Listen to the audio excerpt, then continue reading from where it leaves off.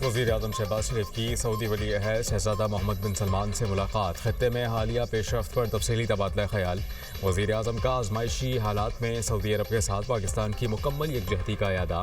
खत्ते में अमन और इस्तेहकाम के फ़रोग़ के लिए मुश्तरका तौर पर काम जारी रखने पर इत्तेफाक। वज़ीर-ए-आज़म ने कहा कि पाकिस्तान हमेशा सऊदी अरब के साथ मजबूती से खड़ा रहेगा। पाकिस्तान खत्ते में अमन के मुश्तरका मकसद के हुसूल के लिए कोशिश जारी रखेगा।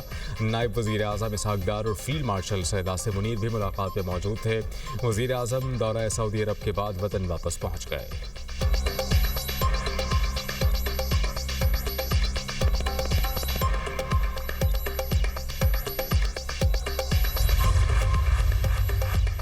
अमेरिका का KC-135 रीफ्यूलिंग तैयारा इराक में गिरकर तबाह। अमेरिकी मीडिया के मुताबिक तैयारे में 6 अफराद सवार थे।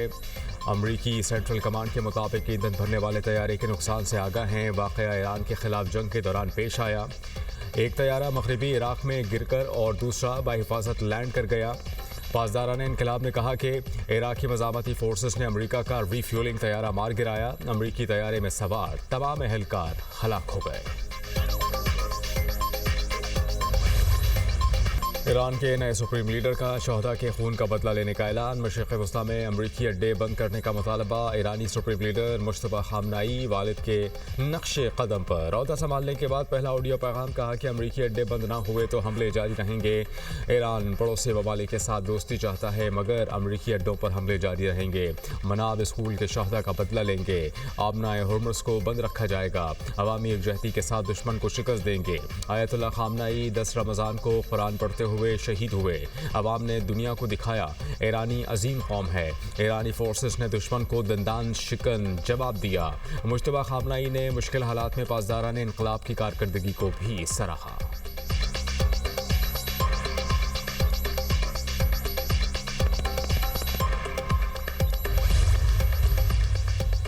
ईरान ने इसराइल पर हमलों की ताज़ा वीडियो जारी कर दी। इसराइल और अमरीकी फ़ौज के अड्डों पर मिसाइल हमले। इराक के शुमाली इलाके मखमूर में अमरीकी और इत्तेहादियों की फ़ौजी अड्डे पर ड्रोन हमला। एक फ्रांसीसी फ़ौजी हलाक, 5 जख्मी हो गए। फ्रांसीसी सदर इमैनुअल मैक्रों की तस्दीक। कहा कि हमला नाकाबिल कबूल है। ईरानी मीडिया के मुताबिक तल अवीव के बेन गोरियान एयरपोर्ट पर अफरा तफरी, शहरियों की अमले के साथ लड़ाई। ईरानी हमलों से बचने के लिए लोग एयरपोर्ट पर जमा थे। सऊदी अरब के दिफाई निज़ाम ने मज़ीद 10 ड्रोन्स को तबाह कर दिया। सऊदी वज़ारत दिफा के मुताबिक किसी भी मुमकिन खतरे से मुल्क की सलामती को यकीनी बनाया जाएगा। दुबई के वस्ती इलाके में फ़ज़ाई हमला नाकाम। मलबा गिरने से इमारत के अगले हिस्से को नुकसान पहुंचा।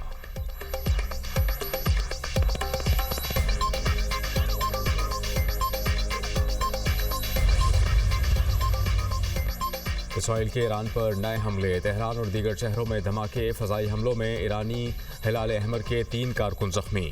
इसराइली हुकाम के मुताबिक ईरानी हुकूमत के इंफ्रास्ट्रक्चर को निशाना बनाया गया। न्यूक्लियर साइट को भी निशाना बनाने का दावा। लेबनान पर भी इसराइली हमले। ताज़ा हमलों में 8 अफराद जाँ बहक। बैरूत में यूनिवर्सिटी पर बमबारी। फैकल्टी ऑफ साइंसेस के डायरेक्टर और प्रोफेसर शहीद हो गए। शहदा की तादाद 687 हो गई। 98 बच्चे और तिब्बी अमले के 15 अरकान भी शामिल। इसराइली फोर्सेज ने हिजबुल्लाह के ठिकानों को भी निशाना बनाया। लेबनान में इंसानी बहरान मज़ीद संगीन हो गया। 8 लाख से ज़ायद अफराद बेघर। कतर की जनूबी लेबनान पर होने वाले इसराइली हमलों की शदीद अल्फाज में मजम्मत। बैनुल-अक़वामी इंसानी कानून की खुली खिलाफ वर्जी करार दे दिया। आलमी बरादरी से हमले रुकवाने का मुतालबा।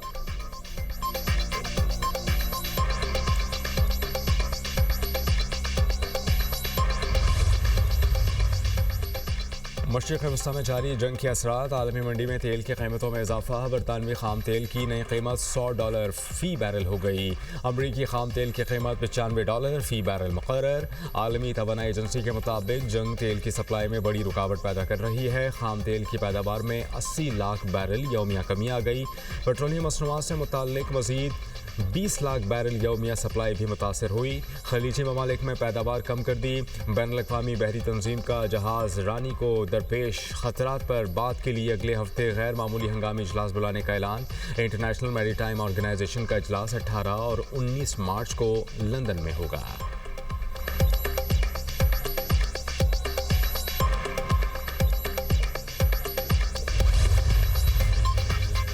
पाकिस्तान स्टॉक एक्सचेंज में उतार चढ़ाव। मार्केट मुस्बत जोन से मनफी में चल गई। 100 इंडेक्स में 300 से ज़ायद पॉइंट्स की कमी। इंडेक्स 1,54,000 पॉइंट्स की सतह पर ट्रेड।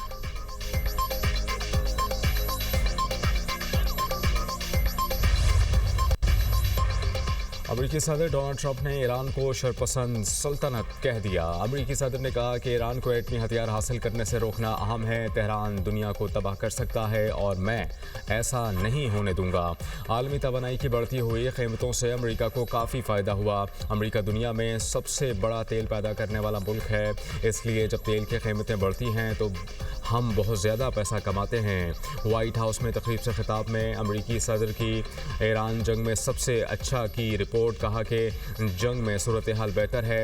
ईरान की सूरत हाल तेज़ी से बदल रही है। ईरान को जंग की भारी कीमत चुकाना पड़ेगी।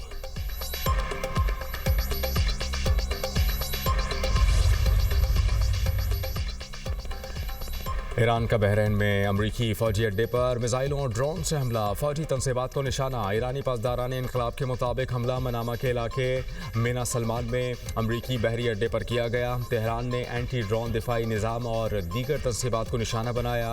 अमरीकी हुकाम ने हमलों पर रद्द-ए-अमल नहीं दिया। बहरीन का जंग के आगाज़ से अब तक 114 मिसाइल और 190 ड्रोन तबाह करने का दावा।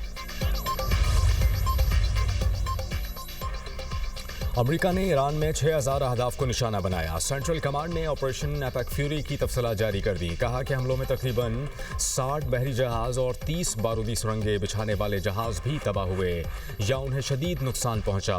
कमांड सेंटर्स, असलहा तैयार करने की तनसीबात, बैलिस्टिक मिसाइल साइट्स आबदोज़ हैं और फ़ज़ाई दिफाई निज़ाम को निशाना बनाया गया।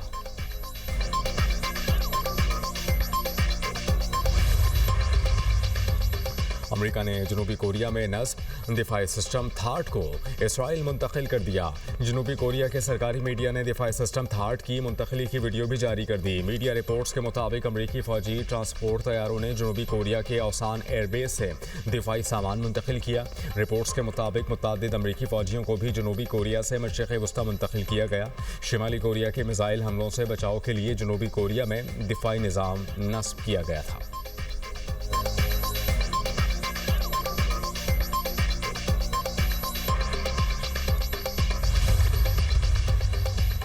ईरानी बिजली तनसीबात को निशाना बनाया तो अंधेरा छा जाएगा। पूरा खित्ता अंधेरे में डूब जाएगा। ईरानी सलामती काउंसिल के सेक्रेटरी अली लारीजानी ने अमेरिका को खबरदार कर दिया। कहा कि ट्रंप ने कहा 1 घंटे में ईरान के बिजली नेटवर्क को ख़त्म कर सकते हैं। अंधेरा अमेरिकी फ़ौजियों का शिकार आसान बनाएगा। जंग शुरू करना आसान मगर ख़त्म करना मुश्किल होता है। ईरानी वज़ीर ख़ारजा अब्बास इराक़ची कहते हैं कि इसराइल ईरान के तारीख़ी विरसे को निशाना बना रहा है। यूनेस्को का ऐसी कार्रवाइयों पर खामोश रहना नाकाबिल कबूल है। ईरान की जनेवा में तैनात अक़वाम मुत्तहिदा के सफ़ीर अली बहरैनी कहते हैं कि ईरान जारे क़ुव्वतों के रुकने तक अपना दिफा जारी रखेगा।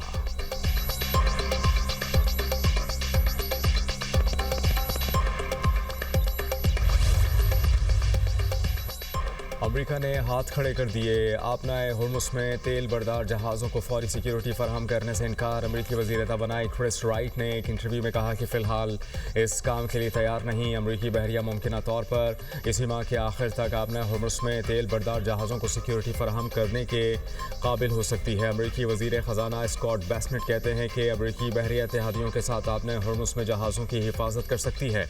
अमेरिकी बहरिया जब फ़ौजी तौर पर मुमकिन हुआ तो जहाज़ों को आपनाए हुर्मुज़ से गुजारेगी। कोई भी माली कीमत ऐसी नहीं जो ईरान के ख़िलाफ़ जंग को नाकाबिले बर्दाश्त बना दे। ईरान में हुकूमत की तब्दीली के लिए हालात पैदा कर सकते हैं। हुकूमत तब्दीली के लिए ईरान के अवाम सड़कों पर निकलें। इजरायली वज़ीर आज़म बेंजामिन नेतन्याहू ने प्रेस कॉन्फ्रेंस में कहा कि मुश्तबा खामनेई की ज़िंदगी की ज़मानत नहीं दे सकते। नए ईरानी सुप्रीम लीडर अवाम में अपना चेहरा नहीं दिखा सकते। हिज़्बुल्लाह जारहियत की भारी कीमत चुकाएगा। ईरान अब वही ईरान नहीं रहा। ईरान को जौहरी बैलिस्टिक मंसूबों को ज़ेर ज़मीन मुंतकिल करने से रोकना चाहते हैं।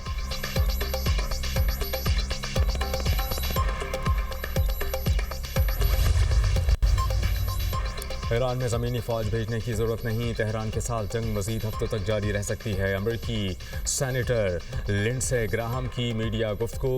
कहा कि ईरान को दोबारा मिसाइल बनाने और जौहरी प्रोग्राम बहाल करने के काबिल नहीं रहने देंगे।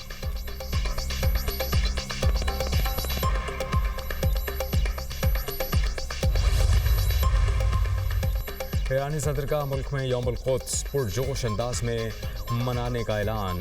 ईरानी सदर की दुश्मनों को मायूस करने के लिए आवाम से भरपूर शिरकत की अपील। कहा कि यौमुल क़ुद्स फ़लस्तीन की हिमायत और दुनिया के मज़लूम अवाम के दिफा का मज़हर है। अवामी बसीरत और मौजूदगी ही मुल्क की ताकत की ज़ामिन है। मैदान में अपनी मौजूदगी के ज़रिए ईरान के दुश्मनों को मायूस करें।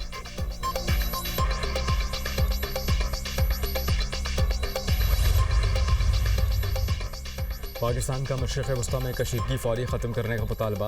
अक़वाम मुत्तहिदा की सलामती कौंसिल इजलास में पाकिस्तानी मंदूबा से इफ्तिखार कहते हैं कि फ़रीक़ैन इंतहाई तहम्मुल का मुज़ाहरा करें, मज़ीद कशीदगी से गुरेज करें, मुस्तक़िल जंग बंदी कायम करें और मुज़ाकरात का अमल दोबारा शुरू करें। ईरान के जौहरी मसले के पुरअमन हल के लिए अपनी हिमायत का इयादा करते हैं। ईरानी जौहरी प्रोग्राम पर सिफारतकारी के तातुल ने मामले को मज़ीद पेचीदा बना दिया।